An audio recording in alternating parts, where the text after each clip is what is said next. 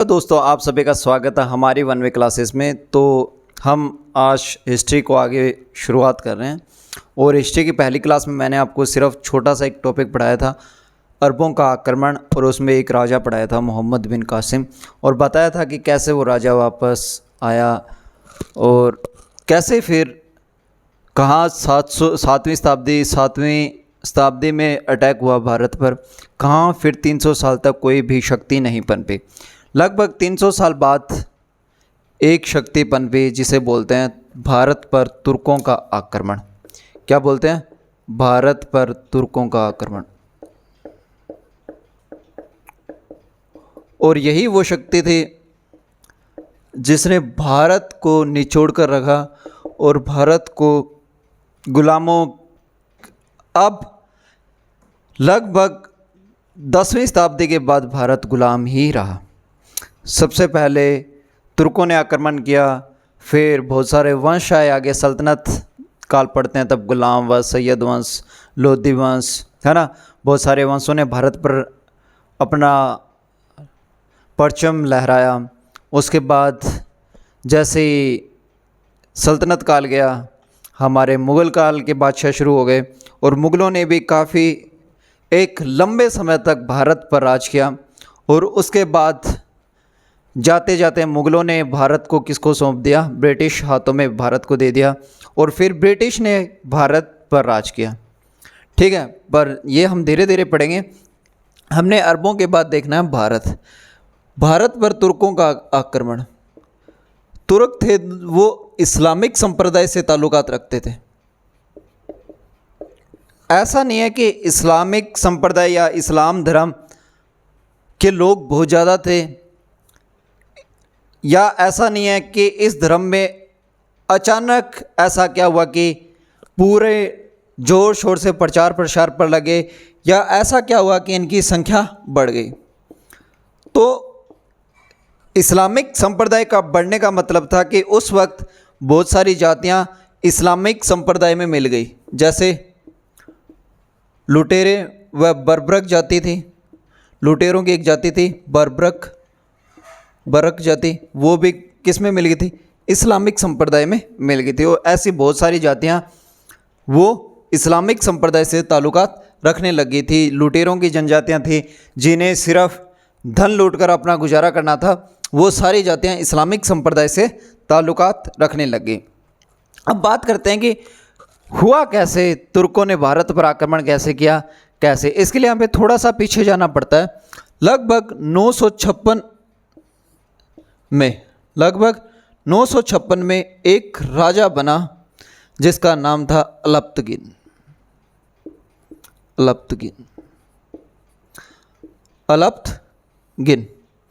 अलप्तगिन एक राजा बाद में बना।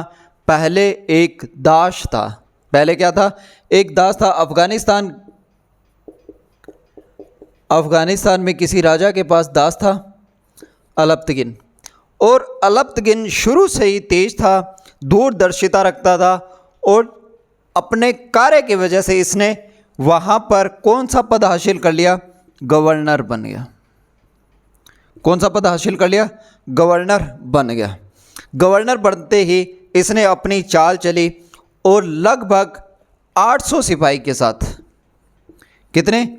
800 सिपाहियों के साथ अफ़गानिस्तान में एक जगह पड़ती है गजनी, वहाँ पर जाकर अपना नया राजस्व स्थापित किया और एक नए वंश की स्थापना की जिसे बोलते हैं गजनवी वंश। क्या बोलते हैं?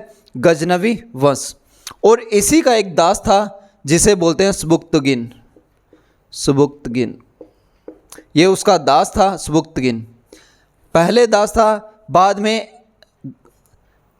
अलप्तगिन के 2 बेटे थे। ठीक है, और अलप्तगिन की बेटी का बाद में निकाह किसके साथ हुआ? सुबुक्तगिन के साथ हुआ। किसके साथ हुआ? सुबुक्तगिन के साथ। और भारत पर पहला तुर्की आक्रमण किसके द्वारा किया गया? सुबुक्तगिन के द्वारा किया गया।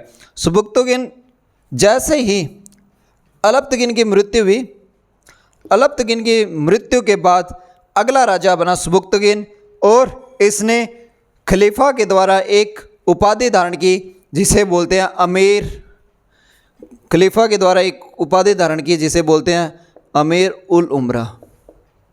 इन्होंने खलीफा से एक उपाधि धारण की जिसे बोलते हैं अमीर उल उमरा। और स्बुक्तगिन ने ही तुर्कों द्वारा पहला आक्रमण किसके द्वारा किया गया? तो स्बुक्तगिन द्वारा किया गया। और किस पर किया गया? जयपाल पर किया गया। किस पर? जयपाल पर किया गया। और जयपाल हार गया। जयपाल हार गया। स्बुक्तगिन यहाँ से थोड़ा बहुत धन धुन लेकर वापस गजनी चला गया। स्बुक्तगिन का एक बेटा था जिसका नाम था मोहम्मद गजनी। मोहम्मद गजनी, मोहम्मद गजनवी, जिसने भारत पर लगभग 17 बार आक्रमण किए थे। कितने? लगभग 17 बार आक्रमण। इसके कार्यकाल की बात करें तो 998 से लेकर 1030 तक रहता है इसका कार्यकाल। और इसने भारत पर 17 बार आक्रमण किए हैं। और इसने ही इस्लामिक धर्म को बताया कि हम भारत पर आक्रमण कर सकते हैं, हम भारत पर अपना राजस्व स्थापित कर सकते हैं। और इसने करके दिखाया था। मोहम्मद गजनी आया था 1001 में, 900 लगभग 27 वर्ष की उम्र में स्बुक्तगिन की मृत्यु के बाद ये गद्दे पर बैठा। और जो इसके कार्यकाल की बात करते हैं वो 998 से लेकर 1030 तक रहती है। स्बुक्तगिन की मृत्यु जब हुई थी ये लगभग 27 साल का था। और स्बुक्तगिन की मृत्यु के बाद ये गद्दे पर बैठा। महमूद गजनवी यह गद्दे पर बैठा। और पहला अटैक इसने किया 1001 ईस्वी में, 1001 ईस्वी में पेशावर पर। और उस वक्त पेशावर का राजा कौन था? जयपाल। पहला अटैक इसने पेशावर पर किया। और पेशावर का उस वक्त का राजा था जयपाल। जयपाल को मोहम्मद गजनवी ने बुरी तरह हराया और जयपाल हार गया।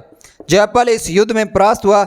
लेकिन मोहम्मद गजनी ने जयपाल को मारा नहीं बल्कि जीवित छोड़ दिया। लेकिन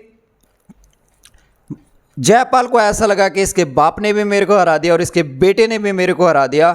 तो जयपाल क्या करता है? जयपाल मन ही मन खुद पर लज्जा आने लग जाती है, मन ही मन शर्मसार होने लग जाता है। और हम जैसे जानते हैं कि राजस्थान की मिट्टी एक ऐसी मिट्टी है, राजस्थान की मिट्टी ने खून पिया है। एक कहावत है कि राजस्थान की मिट्टी ने जल पिया कम, राजस्थान की मिट्टी ने खून पिया ज़्यादा। वो वाली बात है। जयपाल को मन ही मन शर्मिंदगी महसूस हुई और जयपाल ने अपने पुत्र आनंदपाल को बुलाया। आनंदपाल को बुलाया और इसका राज्याभिषेक कर दिया। राज्याभिषेक कर कर खुद सुसाइड कर लेता है। जयपाल खुद सुसाइड कर लेता है, आत्महत्या कर लेता है। ठीक है।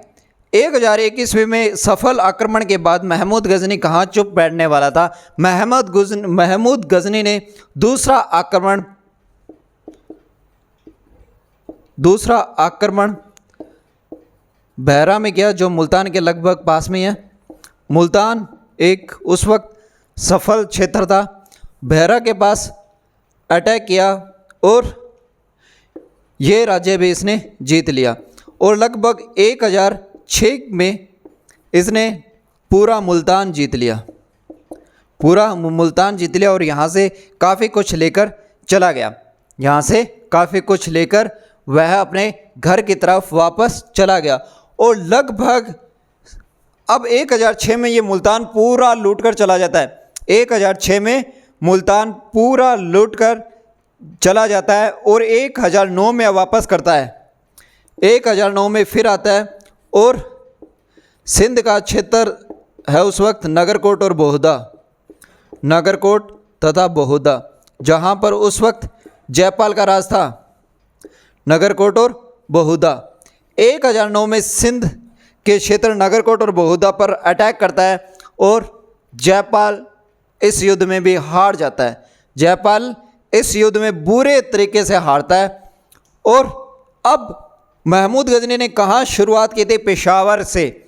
और अब उसके पास कहाँ तक की जगह थी? अब उसके पंजे सिंध तक पड़ने लगे थे। कहाँ तक? सिंध तक उसकी छाप पड़ चुकी थी। सिंध तक वो बहुत सारा पैसा, बहुत सारा धन लूट कर जा चुका था। और 1014 ईस्वी में, कब? 1014 ईस्वी में यह अपना फिर आक्रमण करता है और इस बार आक्रमण थानेश्वर पर करता है। कहाँ करता है? थानेश्वर पर करता है। थानेश्वर पर आक्रमण करने के बाद इस आक्रमण की गूंज कहाँ गूंजती है? इस आक्रमण की गूंज दिल्ली तक गूंजती है और दिल्ली का राजा उस वक्त बोलता है, सभी राजाओं को इकट्ठा करता है कि हमने अगर महमूद गजनी को नहीं रोका तो ये हमारे लिए खतरा बन जाएगा। हमारे लिए क्या बन जाएगा? खतरा बन जाएगा। और दिल्ली के राजा के कहने पर सभी राजा इकट्ठा होते हैं और महमूद गजनी का डटकर सामना करते हैं, लेकिन महमूद गजनी इनके हाथ नहीं आता और ये युद्ध में विफल हो जाते हैं। ये युद्ध में विफल हो जाते हैं। इसके बाद में महमूद गजनी अच्छा खासा कोहराम मचाता है और इस कोहराम में हम बहुत कुछ खो देते हैं। हमारे हाथ से मथुरा चला जाता है, मथुरा भी ये लूट लेता है। मथुरा में लगभग बोलते हैं कि ये 12,000 बंदी बना के लेके जाता है। ये ऑथेंटिक डाटा नहीं होता, हम मतलब जैसे जो बुक प्रेफर्स करते हैं हम उस हिसाब से बता रहे हैं। मथुरा लूटा। मथुरा के बाद में इसने 16वां आक्रमण किया 1025 में सोमनाथ के मंदिर पर। सोमनाथ का मंदिर। इससे पहले भी इसने आक्रमण किए। मथुरा से पहले कनौज पर आक्रमण किया था। कनौज उस वक्त किसके पास था? गुर्जर प्रतिहारवंश के पास था। गुर्जर प्रतिहारवंश के पास था। कनौज पर अटैक किया। कनौज के बाद मथुरा पे अटैक किया, है ना। और सबसे जो बड़ा अटैक माना जाता है वो इसका 16वां आक्रमण गुजरात के सोमनाथ मंदिर पर बोला जाता है।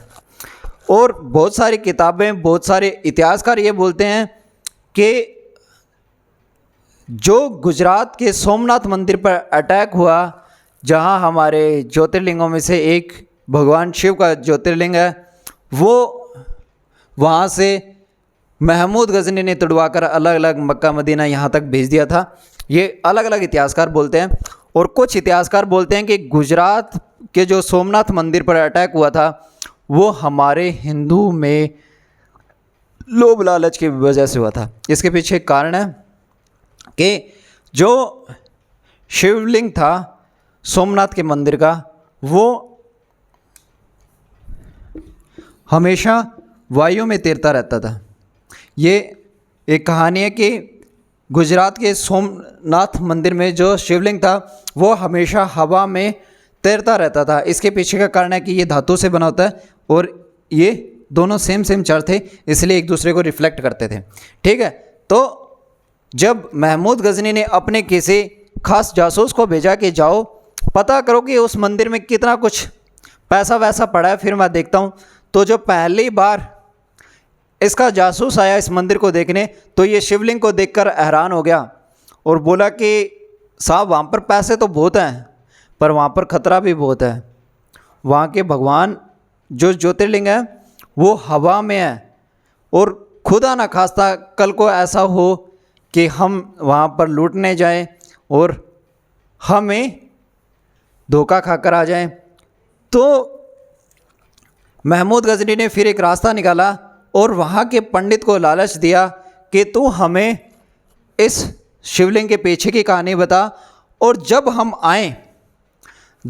आए तब तू गेट खोल देना, क्योंकि हमारे हिंदू रीति रिवाज के अकॉर्डिंग जब शाम को पूजा हो जाती है तब मंदिरों के किवाड़ बंद कर दिए जाते हैं। तो महमूद गजनी ने पंडित को लालच दिया और पंडित ने कुछ लालच में आकर सबसे पहले शिवलिंग की जो भी कहानी थी वो कहानी बताई और महमूद गजनी को आक्रमण करने के लिए न्योता दिया। और उस वक्त गुजरात किसके पास था? भीम प्रथम के पास। भीम प्रथम के पास था। ठीक है। तो महमूद गजनी ने पंडित के कहने पर उस दिन आक्रमण किया और लगभग करोड़ों रुपए का सोना चांदी लेकर लूट कर गया। और जब इस बात का पता भीम प्रथम को चला तो भीम प्रथम ने उसका रास्ता रोकने के लिए वहाँ पर सेना लेकर खड़ा हुआ और इस बात का भी पता महमूद गजनी को वहाँ के पंडित ने ही दिया था। और इस वजह से बोलते हैं कि महमूद गजनी ने अपना रास्ता बदल दिया और रेगिस्तान के रास्ते, सिंध के रेगिस्तान, सिंध का जो एरिया है वहाँ के रेगिस्तान के होते हुए रास्ते से गया, यानी कि कच्छ और यहाँ से होते हुए गया था, यहाँ से होते हुए गया, लेकिन रास्ते में जाट मिल गए, रास्ते में जाट मिल गए और जाटों ने महमूद गजनी को रोका, उसके साथ युद्ध किया। लेकिन महमूद गजनी को उस वक्त सिर्फ अपना पैसा घर पे लेके जाना था, तो महमूद गजनी ने जैसे तैसे कर कर कुछ धन जाटों को दिया, कुछ धन अपने पास रखा और अपनी जान को बचाते बचाते हुए कहाँ पहुँचा, अपने गजनी में पहुँचा। और महमूद गजनी फिर महमूद गजनी था, वो बोलते ना कि मनुष्य को जब जीत मिलने लग जाए तब वो खुद को भगवान समझ लेता है, वही बात महमूद गजनी को थी।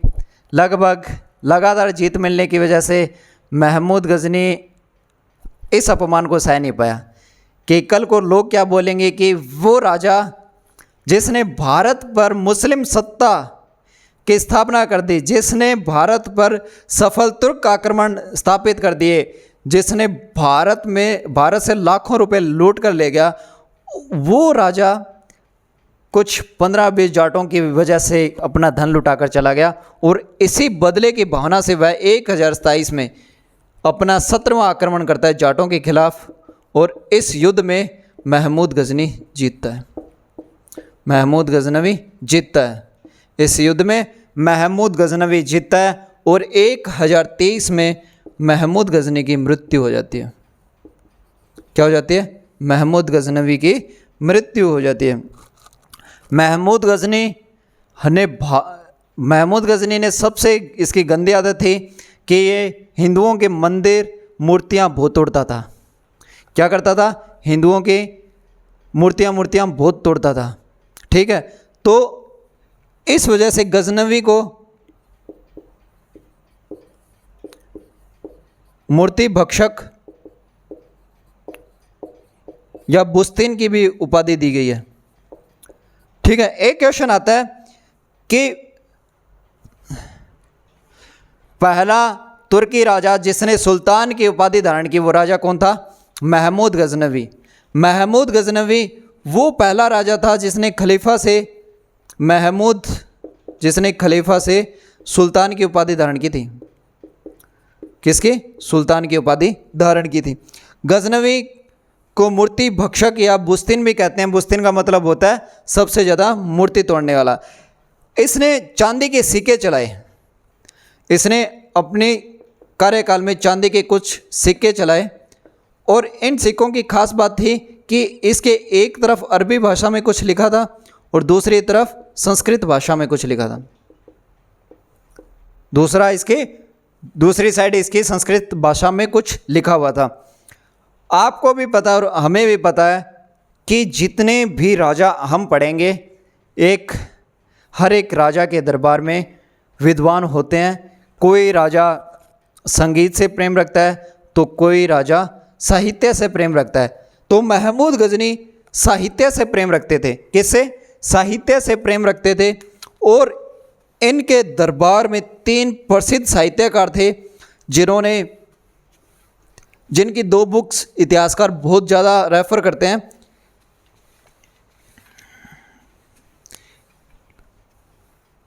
जिनकी 2 बुक्स इतिहासकार बहुत प्रेफर करते हैं। पहली बुक है किताब उल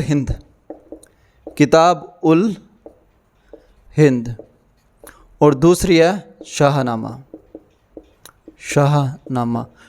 किसके द्वारा लिखी गई थी? फिरदौसी के द्वारा लिखी गई थी। ये बहुत अच्छे साहित्यकार थे और किताब उल हिंद अलबुरिन के द्वारा लिखी गई थी और इनके 2 किताबें फेमस थी। शाहनामा किसके द्वारा लिखी गई थी? फिरदौसी के द्वारा लिखी गई थी। किसके द्वारा? फिरदौसी के द्वारा। और किताब उल हिंद किसके द्वारा लिखी गई थी? अलबुरिन के द्वारा लिखी गई थी। ये 2 किताबें बहुत फेमस थी और महमूद गजनी के दरबार में 2 प्रसिद्ध कवि फेमस थे। कौन कौन से? फिरदौसी और अलबुरिन, जिन्होंने बहुत अच्छी बुक्स लिखी थी और आगे का इतिहास भी काफ़ी कुछ मिलता है। तो महमूद गजनी के बाद में अटैक करता है मोहम्मद गौर, एक छोटा सा राज्य पड़ता है, यही अफ़गानिस्तान में पड़ता है। जितने भी आक्रमण हुए हैं अफ़गान से हुए हैं अपने, जितने भी अब तुर्कों के आक्रमण पड़ते हैं सारे अफ़गान से हुए हैं। अफ़गान से आक्रमण क्यों करने पड़े? क्योंकि अफ़गान में क्या था, भुखमरी थी। अफ़गान में क्या था, भुखमरी थी। लोगों के पास पैसा नहीं था, जबकि भारत के पास उस वक्त बहुत सारा पैसा था। भारत उस वक्त समृद्ध राज्यों में गिना जाता था। भारत उस वक्त सोने की चिड़िया बोले जाते थे। तो मुस्लिमों को तो अपना पेट भरना था, है ना। यहाँ के लोगों को जीवन निर्वाह करने के लिए क्या करना पड़े, ये लुटेरे किस्म के लोग थे, तो इन्हें मजबूरन लूटपाट ही करनी पड़ी। और लूटपाट कहाँ करे?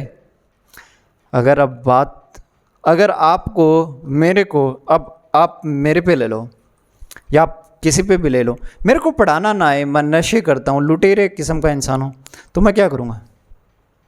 जाहिर सी बात है, मैं लूटपाट ही करूँगा। अब लूटपाट मैं कहाँ करूँगा?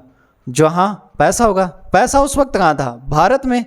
भारत में पैसा सबसे ज़्यादा था, तो कहाँ अटैक किया गया? भारत में। भारत में उस वक्त जो ये इधर वाला पंजाब साइड, सिंध साइड है ना, ये बहुत समृद्ध राज्य था। सिंध अब तो पाकिस्तान में चला गया। उस वक्त भारत के पास था, बहुत ज़्यादा समृद्ध था, बहुत ज़्यादा पैसा था। समृद्ध मतलब बहुत ज़्यादा पैसा था। भारत को सोने की चिड़िया बोलते थे। पता नहीं कितना सोना तो गुजरात के सोमनाथ मंदिर से महमूद गजनी लेके चला गया था। महमूद गजनी के साथ 2-2 हाथ एक लोक देवता ने भी किए थे। उस लोक देवता का नाम है गोगा जी।